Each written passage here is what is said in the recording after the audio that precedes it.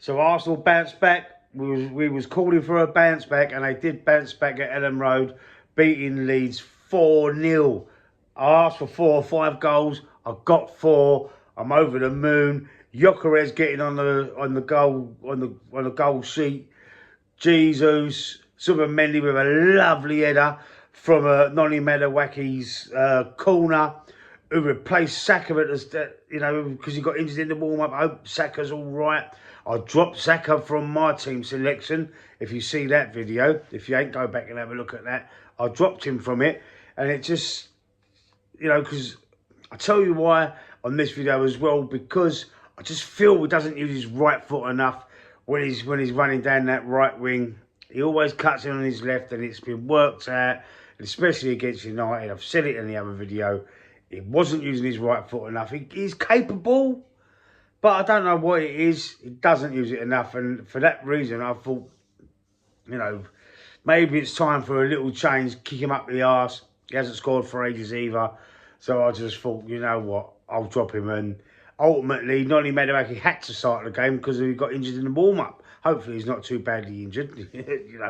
I'm not wishing anything like that on any of our players anyway. Any player from any other team in the league. I don't care, even Spurs or United. I don't like footballers to be injured. I mean, it's their livelihoods. I know they're all millionaires now, but I don't want to wish any sort of harm on any player. So whether it's ours or anyone else's.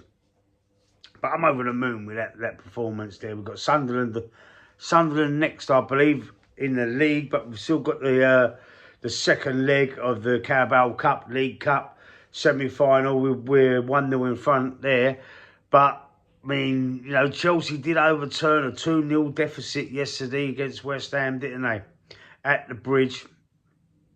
We're only 1-0 up, and they've got more than 45 minutes to do it. They've got 90 minutes to do it. Can Chelsea do that to us?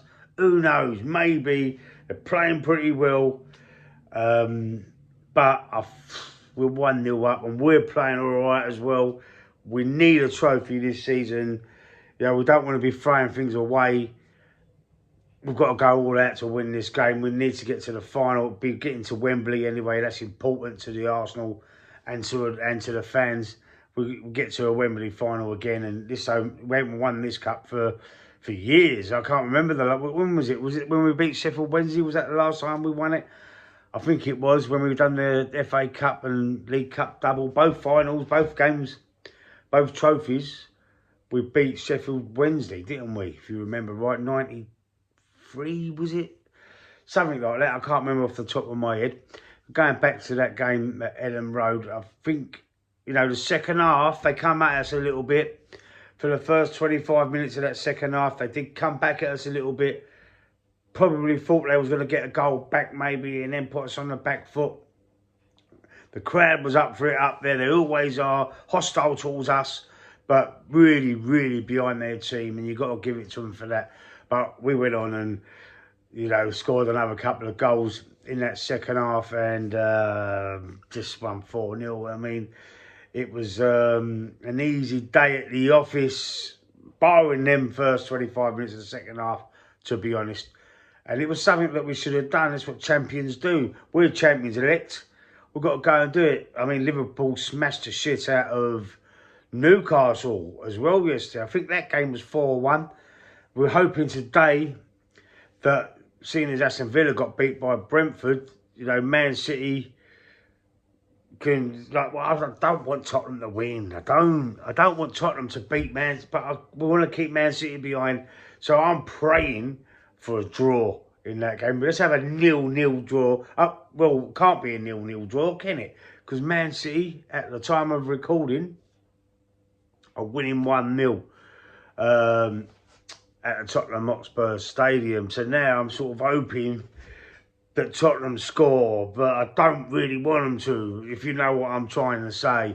It's very difficult because of the, the animosity that both our clubs have got, and I've seen so much hate for Arsenal online. I've got a few of them myself in my comment sections about crying more about the United game, and throughout the last 3 years I've been doing this, I've had a lot of, negative comments on the channel, if you like, but I don't care about that, does it? I mean, I've got thick skin. No one can worry me. They can threaten me, can do what you want. It doesn't worry me in the slightest, man. You're all keyboard warriors anyway, people like that. But anyway, going back to the league, can we win it? It's still going to be tough, regardless of it, all of today's results.